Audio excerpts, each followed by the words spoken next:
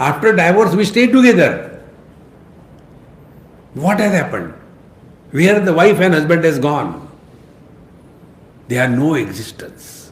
Exactly the same way, tataha tadvritti naishalyam kumbhakaha prana sayyamaha. Kumbhaka means firmness, no more coming and going. See, in Yoga Shastra, there are three kumbhakas. One is Bahir Kumbhak. I am talking before the expert. See my courage. And second is the Antar Kumbhak. And the third is, they will never teach you this. The third Kumbhak is Kevala Kumbhak. Kevala Kumbhaka is never done. It happens. In Bahir Kumbhak, you breathe out and hold. How long? There also people ask us questions. Swamiji, how long to do the Kumbhak? Do it half an hour. But then I will die, then my problem will be solved.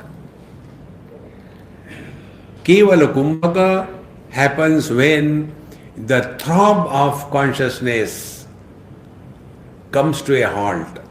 And this Kevala Kumbhaka happens for all the amphibians, all those animals which go into hibernation.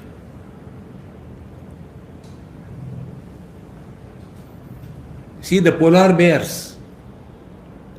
They go below the ice for not a day or two, 7 months. They don't die.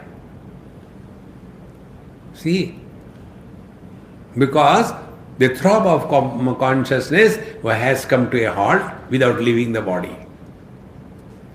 How important it is to understand.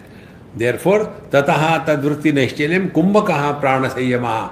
This happens, it is a kevala kumbhaka, without any efforts, naturally. And this happens to us also when suddenly something happens.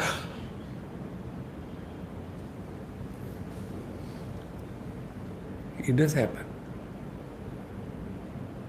Like, when you happen to meet somebody who never expected, and then, how come you are here? For a fraction, it was a kumbhak. So, ayam chapi prabuddhanam, but this is for the wise people to understand. And ajnanam grahanapidanam. The ignorant people will keep on pumping the air. What is that? Close the right nostril and then close the left nostril. Then I have never been able to do this. I forget the sequence. Kidhar se khicha tha, kidhar gaya. My pranayam is very simple. First, without holding in nose and all that, grahanapidanam, without that, take deep breath slowly as long as you can.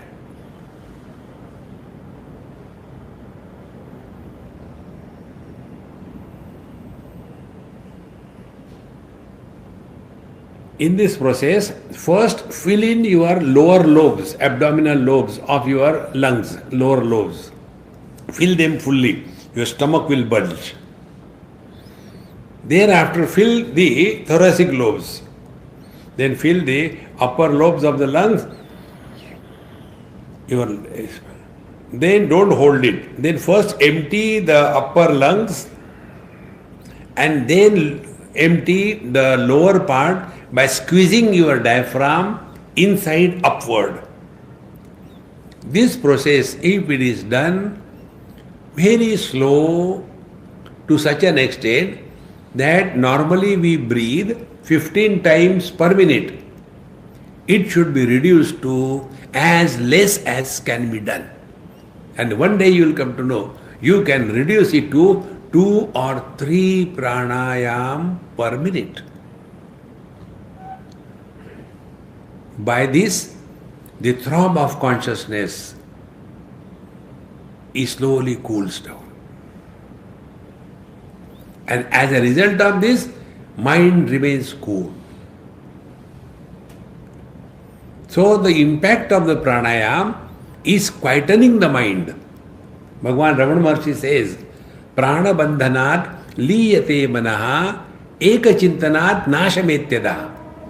So by the curfew of pranayam, we can quieten the mind, but the mind is not destroyed. We have to destroy the mind. We have to kill the mind. Now the question comes, how to kill the mind? What is the meaning of killing the mind? This thing I told you, perception followed by projection. Killing the mind means our habit of projection after the perception, that has to be suspended. See the world, here no comment. Dekho suno mat bolo. And this can happen eka chintanat. Here it is said prabuddhanam. We are not interested in anything in this world.